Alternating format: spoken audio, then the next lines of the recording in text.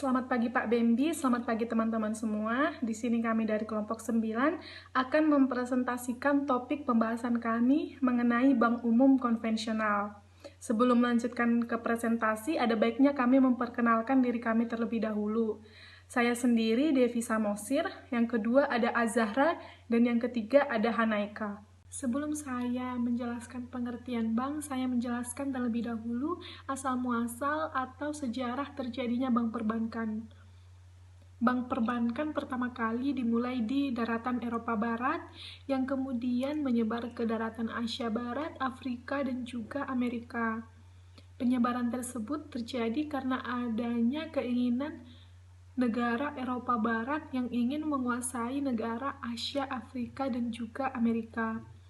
Kegiatan perbankan tersebut pertama kali merupakan kegiatan untuk penukaran uang, tetapi seiring berjalannya waktu, kegiatan tersebut menjadi kegiatan penukaran uang dan juga lembaga yang dapat dipercaya untuk menyimpan atau penitipan uang, yang dimana penyimpanan atau uang yang dititip oleh masyarakat tersebut kemudian akan disalurkan kembali kepada masyarakat yang ingin melakukan peminjaman, sehingga bank ini dapat membantu taraf hidup masyarakat, di mana masyarakat yang ingin atau membutuhkan uang dapat melakukan peminjaman kepada bank, seperti itu. Nah, saya akan masuk ke pengertian bank. Bank merupakan badan usaha yang menghimpun dana dari masyarakat dalam bentuk simpanan dan menyalurkannya kepada masyarakat dalam bentuk kredit dana. Seperti yang sudah saya jelaskan tadi, di mana bank ini dapat meningkatkan taraf hidup masyarakat karena bank ini dapat menyalurkan kepada masyarakat, masyarakat dapat melakukan peminjaman kepada bank tersebut, sehingga hal tersebutlah yang dapat membantu untuk meningkatkan taraf hidup masyarakat. Selanjutnya ada jenis bank, di mana jenis bank ini terbagi menjadi 4. Yang pertama, jenis bank menurut kegiatan usaha. Yang kedua, jenis bank menurut kepemilikannya. Yang ketiga, jenis bank menurut target pasar. Dan yang keempat, jenis bank menurut cara penentuan harga. Pertama, saya akan menjelaskan jenis bank menurut kegiatan usaha. Jenis bank menurut kegiatan usaha terbagi atas 2, yaitu bank umum dan juga bank perkreditan rakyat. Bank umum adalah bank yang melaksanakan kegiatan usaha secara konvensional atau berdasarkan prinsip syariah yang dalam kegiatannya memberikan jasa dalam lalu lintas pembayaran. Yang kedua, bank perkreditan rakyat adalah bank yang melaksanakan kegiatan usaha secara konvensional berdasarkan prinsip syariah yang dalam kegiatannya tidak memberikan jasa lalu lintas pembayaran. Jadi yang membedakan kedua bank ini yaitu bank umum menghimpun dana dalam bentuk giro dan sertifikat deposito, tetapi untuk BPR atau Badan Perkreditan Rakyat tidak menghimpun dana dalam bentuk giro dan sertifikat deposito. Namun Bank Perkreditan Rakyat hanya menerima dalam bentuk tabungan dan juga deposito.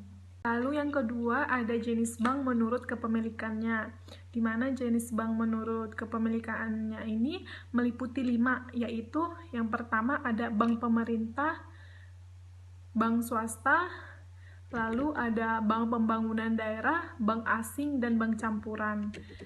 Pertama saya akan menjelaskan bank pemerintah. Bank pemerintah adalah bank yang sebagian atau seluruh sahamnya dimiliki oleh pemerintah Indonesia. Adapun contoh dari bank pemerintah yaitu Bank BNI, Bank BRI, Bank BTN, dan juga Bank Mandiri. Yang kedua ada bank swasta. Bank swasta adalah bank dengan sebagian sahamnya dimiliki oleh swasta nasional, yang dimana pendiriannya juga pun didirikan oleh swasta, dan keuntungan yang dihasilkan juga diberikan kepada swasta nasional. Bank swasta ini dibedakan menjadi 2, yaitu bank swasta devisa dan juga bank swasta non-devisa. yang dimana bank swasta devisa ini dapat melakukan transaksi internasional ataupun falas, tetapi untuk bank swasta non-devisa tidak dapat melakukan transaksi internasional ataupun falas. Adapun contoh dari bank swasta nasional devisa yaitu Bank BCA, Bank Mandiri Syariah, Bank Mega Syariah, Bank Mayapadya, dan lain-lain. Dan untuk contoh bank swasta nasional non-devisa itu ada Bank Andara, Bank Artos, Bank Fik. Yang ketiga ada Bank Pembangunan Daerah. Bank Pembangunan Daerah adalah bank yang sebagian atau seluruh sahamnya dimiliki oleh pemerintah daerah provinsi. Contoh dari bank ini yaitu Bank BPD DIY, Bank Jatim, Bank Papua, dan bank lain-lainnya. Lalu yang keempat ada bank asing. Bank asing merupakan bank yang sebahagian besar atau seluruh modalnya dimiliki oleh pihak asing, baik swasta asing maupun pemerintahan asing. Contoh dari bank ini yaitu Bank of China, Bank of Amerika, dan lain-lain.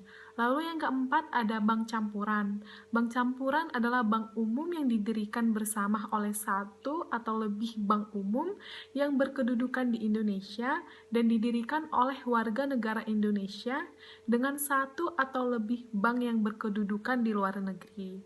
Contoh dari bank campuran ini yaitu PT Bank DBS Indonesia, PT Bank Mizuho Indonesia, dan juga PT Bank lain-lain. Kemudian yang ketiga adalah jenis bank menurut target pasar.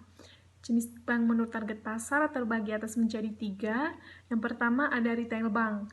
Retail bank ini lebih berfokus pada layanan transaksi kepada nasabah retail seperti nasabah individual, perusahaan, atau lembaga lain dengan skala kecil. Jadi, jika jenis bank ini difokuskan pada pemberian jasa kredit, maka debitur yang dilayani adalah nasabah dengan pinjaman maksimal sebesar 20 miliar. Lalu yang kedua ada corporate bank, yang dimana bank ini lebih berfokus pada layanan serta transaksi kepada nasabah yang berskala besar. Kemudian ketiga ada retail corporate bank, di mana bank ini memberikan pelayanan kepada nasabah retail maupun nasabah korporasi. Dan yang terakhir ada jenis bank menurut cara penentuan harga. Jenis bank menurut cara penentuan harga ini terbagi menjadi 2. Yang pertama bank dengan prinsip konvensional dan yang kedua bank dengan prinsip syariah. Bank dengan prinsip konvensional ini nih, di mana prinsipnya itu juga terbagi atas 2, yaitu yang pertama menetapkan tingkat bunga sebagai harga, baik untuk produk simpanan maupun harga. Dan yang kedua, untuk jasa-jasa bank lainnya diberlakukan biaya tertentu dalam nominal atau persentasi tertentu. Lalu yang kedua, bank dengan prinsip syariah. Prinsip syariah ini juga dapat mencakup pertama, pembiayaan berdasarkan prinsip bagi hasil. Kedua, pembiayaan berdasarkan prinsip penyertaan modal. Ketiga, prinsip jual beli dengan memperoleh keuntungan. Sekian dari topik pembahasan yang dapat saya sampaikan. Selanjutnya akan dijelaskan dan disampaikan oleh teman saya. Terima kasih. Selanjutnya, saya akan menjelaskan pendirian bank umum, kegiatan bank umum, dan sumber dana bank umum. Pendirian bank umum. Jadi, untuk mendirikan suatu bank atau perusahaan, yang pertama itu pemohon harus mendapatkan izin dari instansi yang terkait. Nah, untuk mendapatkan izin ini, pemohon harus memenuhi beberapa persyaratan yang ditentukan oleh lembaga otoritasnya. Sebelum tahun 2013, lembaga otoritas bank itu adalah Bank Indonesia, tapi mulai tahun 2014, peran otoritas ini diambil alih oleh Otoritas Jasa Keuangan. Kemudian, menurut Peraturan Pemerintah Nomor 54 Tahun 98 dan Peraturan Bank Indonesia Nomor 11/1/PBI Tahun 2009, modal disetor untuk mendirikan bank sekurang-kurangnya 3 triliun. Jadi, untuk mendirikan bank, pemohon izin usaha itu harus menyiapkan modal disetor minimal 3 triliun. Setelah itu, pemohon menentukan bentuk badan hukum bank yang akan didirikan, seperti perseroan terbatas, koperasi, atau perseroan daerah. Selanjutnya, untuk mendirikan bank umum, pemohon izin usaha bank harus memenuhi persyaratan yang sesuai dengan Undang-Undang Perbankan Nomor 10 Tahun 1998, yaitu yang pertama, susunan organisasi dan kepengurusan. Jadi, apabila ingin mendirikan bank, itu harus sudah ada susunan organisasi dan kepengurusannya itu siapa saja. Nah, yang kedua itu permodalan. Seperti yang sudah dijelaskan tadi dalam Peraturan Pemerintah Nomor 54 Tahun 98 dan Peraturan Bank Indonesia Tahun 2009 bahwa modal disetor untuk mendirikan bank sekurang-kurangnya 3 triliun. Nah, yang ketiga itu kepemilikan.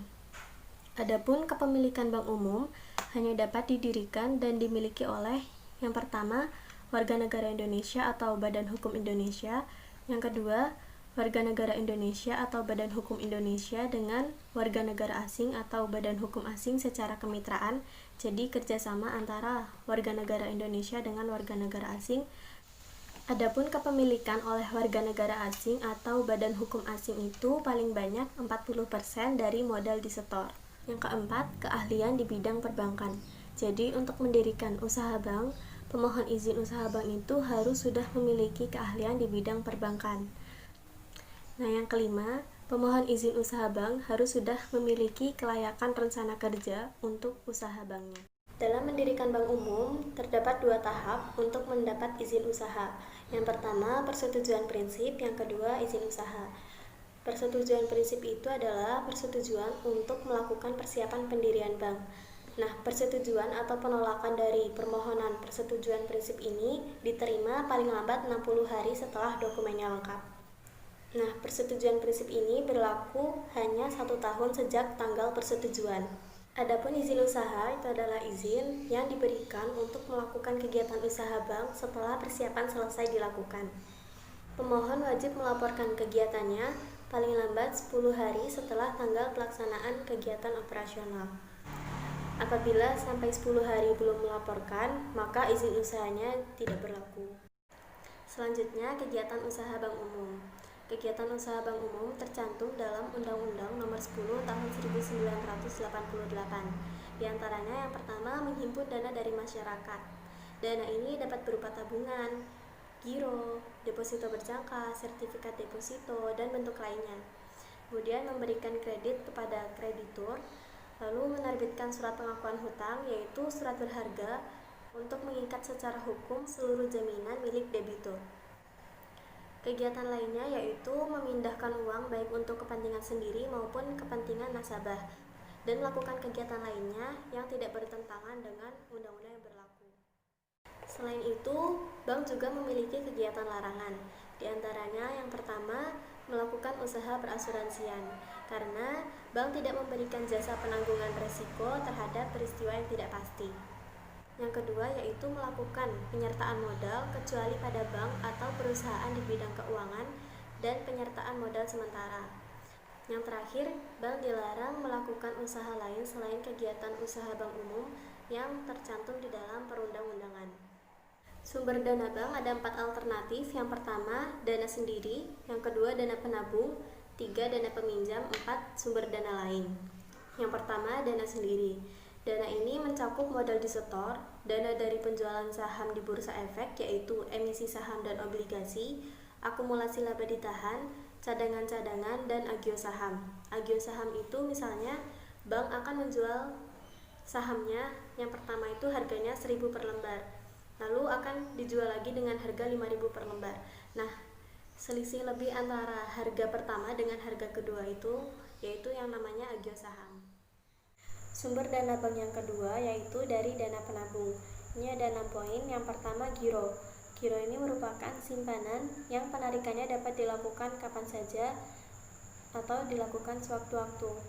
Nah, ini penarikannya dapat dilakukan dengan 2 cara. Yang pertama dengan menerbitkan cek untuk penarikan uang tunai. Yang kedua dengan biliet giro untuk pemindah bukuan uang. Yang kedua yaitu deposito berjangka. Deposito berjangka ini merupakan simpanan yang penarikannya hanya dapat dilakukan pada waktu tertentu sesuai dengan perjanjian atau pada tanggal jatuh tempo. Nah, tanggal perjanjiannya ini dapat diperpanjang secara otomatis apabila deposan menginginkannya. Yang ketiga yaitu tabungan. Tabungan merupakan simpanan yang penarikannya dengan syarat tertentu sesuai perjanjian, apakah dengan buku tabungan atau cash card atau ATM atau dengan kartu debit. Waktu penarikan tabungan ini lebih fleksibel dibandingkan deposito berjangka, tetapi masih kalah fleksibel dengan rekening giro. Yang keempat yaitu sertifikat deposito.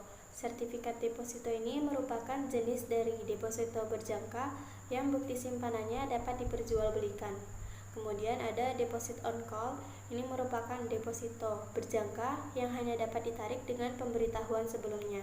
Nah, pemberitahuannya ini juga sama, yaitu dalam jangka waktu yang ditentukan sesuai dengan kesepakatan antara pihak bank dengan pihak nasabah. Yang terakhir dari dana penabung yaitu rekening giro terkait tabungan. Ini merupakan fasilitas dari bank untuk memindahkan saldo tabungan ke rekening giro atau sebaliknya dari rekening giro ke rekening tabungan. Dari kemudahan ini memungkinkan deposan memperoleh penerimaan bunga atas tabungannya. Selanjutnya sumber dana dari dana pinjaman. Ini dibagi menjadi 3 yaitu call money, pinjaman antar bank, kredit likuiditas Bank Indonesia. Ketiga ini dibedakan berdasarkan situasinya. Call money ini pinjaman jangka pendek dari bank lain untuk kebutuhan yang mendesak, biasanya karena kalah clearing atau rush dari nasabah. Yang kedua, pinjaman antar bank. Ini pinjaman dari bank lain untuk kebutuhan yang terencana, seperti peningkatan penerimaan atau pengembangan usaha bank. Yang ketiga yaitu kredit likuiditas Bank Indonesia. Ini merupakan pinjaman kredit dari Bank Indonesia untuk bank yang mengalami kesulitan likuiditas. Kesulitan ini biasanya terjadi karena kalah clearing atau rush dari nasabah. Selanjutnya yaitu sumber dana lain. Sumber dana lain ini ada 4. Yang pertama, setoran jaminan. Yang kedua, dana transfer. Yang ketiga, surat berharga pasar uang. Yang keempat, fasilitas diskonto Bank Indonesia. Yang pertama, setoran jaminan. Setoran jaminan merupakan dana yang wajib diserahkan nasabah yang menerima jasa dari bank. Jasanya ini biasanya berupa pertanggungan atas risiko finansial dari nasabah. Contohnya yaitu penjaminan pembayaran letter of credit. Yang kedua yaitu dana transfer. Dana transfer merupakan dana nasabah yang masih mengendap di dalam rekening sebagai hasil dari pemindahbukuan antar rekening dari uang tunai ke rekening atau sebaliknya. Jadi biasanya kan kita ketika menabung di bank itu akan menetapkan saldo minimal yang tidak dapat diambil nasabah. Contohnya BNI Taplus menetapkan saldo minimal 15.000. Nah, saldo minimal ini akan digunakan sebagai salah satu dari sumber dana bank umum. Yang ketiga yaitu surat berharga pasar uang. Surat berharga pasar uang yaitu surat berharga yang dapat diperjualbelikan oleh Bank Indonesia. Nah, ini diperjualbelikannya itu dengan cara didiskonto. Jadi biasanya bank yang mengalami kelebihan likuiditas itu akan membeli berbagai macam SBPU.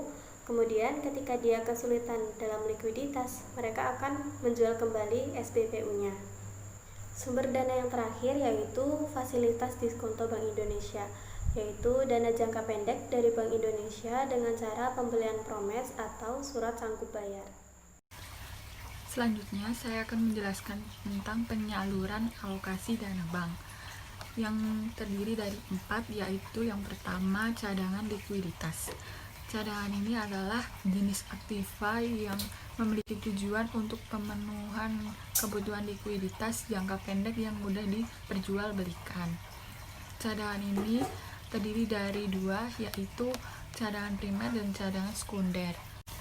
Cadangan primer yang mencangkup seperti uang kas, saldo di Bank Indonesia, saldo di bank lain, dan keluarkan dalam proses penagihan dan digunakan untuk memenuhi kewajiban reserve, requirement, serta pemberian kredit dan kewajiban yang akan jatuh tempo. Yang kedua adalah cadangan sekunder. Cadangan ini mencangkup seperti surat berharga pasar uang, sertifikat Bank Indonesia, dan cadangan ini memiliki tujuan untuk memenuhi kebutuhan likuiditas jangka pendek yang sebelumnya telah diperkirakan seperti penarikan simpanan atau pencairan kredit. Dan selanjutnya yang kedua adalah penyaluran kredit. Kredit adalah penyediaan uang atau tagihan berdasarkan persetujuan atau kesepakatan pinjam-peminjam untuk melunasi kewajibannya setelah jangka waktu tertentu. Dan yang ketiga adalah investasi. Bentuk alokasi ini adalah berupa penanaman dana dalam surat berharga, jangka menengah dan jangka panjang, seperti saham dan obligasi, atau penyertaan langsung pada badan usaha lain. Yang terakhir nomor 4 yaitu aktiva tetap dan inventaris. Alokasi dana ini tergolong sebagai aktiva yang tidak produktif dalam menghasilkan penerimaan. Seringkali perbankan melakukan pembatasan penanaman dana dalam aktiva dan bank berusaha untuk membiayainya dari modal sendiri. Hal ini agar jika aktiva rusak atau hilang, maka tidak akan membebani kewajiban bank terhadap pihak lainnya. Selanjutnya, ada pengelolaan aktiva dan pasiva. Pengelolaan ini mempunyai dua pendekatan, yaitu pool of fund dan asset allocation atau conversion of fund. Pool of fund, pendekatan ini dikelola dengan mengumpulkan semua sumber kekayaan menjadi satu dan diperlakukan sebagai sumber dana tunggal tanpa mempertimbangkan sifat masing-masing komponen pembentuk dana. Yang kedua ada asset allocation. Pendekatan ini berkembalikan dengan pool of fund. Masing-masing sumber dana memiliki sifat tersendiri sehingga pengalokasinya harus secara individual, mempertimbangkan karakteristik masing-masing sumber dana. Dan selanjutnya, ini adalah contoh kasus yang kita ambil. Terakhir, sejumlah nasabah Bank BRI di Pontianak melaporkan kasus hilangnya saldo tabungan. Terkait kasus ini, pimpinan kantor cabang BRI Pontianak memastikan pihaknya memproses laporan nasabah paling lama 20 hari kerja sesuai aturan OJK. BRI juga akan mengembalikan saldo nasabah yang hilang jika terbukti menjadi korban skimming. Sejauh ini, BRI telah mengembalikan saldo tabungan kepada sejumlah nasabah yang terindikasi menjadi korban skimming. Kalau kami dari pihak BRI sebenarnya setiap nasabah yang komplain ke kita, entah itu terindikasi skimming atau yang lain, tetap kita proses. Nah, untuk prosesnya ini juga kita harus perlu waktu, karena tidak semua pengaduan nasabah ini semua terkait skimming. Nah, justru itu kenapa kita harus perlu waktu untuk investigasinya. Maksimal untuk investigasi ini sesuai dengan aturan OJK adalah 20 hari kerja. Jadi kita bisa memeriksa dulu apakah ini terkait skimming atau tidak. Intinya kalau emang itu terkait dengan skimming, BRI akan selalu menggantikan kepada nasabah. Salah satu korban yang sempat melaporkan hilangnya saldo tabungan membenarkan bahwa saat ini BRI telah mengembalikan saldo yang hilang sejumlah 2 juta rupiah. Sejak kehilangan kemarin, 4 Desember kemarin, kemarin 5 Desember itu sudah ada pemberitahuan transaksi masuk kembali ke rekening saya sebanyak 2 juta rupiah. Gitu. Itu ditransfer langsung atau tidak? Nggak tahu saya prosesnya, cuman ada transaksi kredit sih dari SMS banking mengatakan sudah masuk uang ke rekening saya itu sebanyak 2 juta rupiah kemarin jam 17.00 sore. Udah dicek? Belum dicek, karena ATM saya masih blokir. BRI mencatat laporan yang masuk sudah terjadi sejak 29 November lalu. BRI juga memastikan akan menginventarisasi laporan para nasabah sesuai batas waktu yang ada, untuk memastikan korban benar-benar korban skimming atau tidak.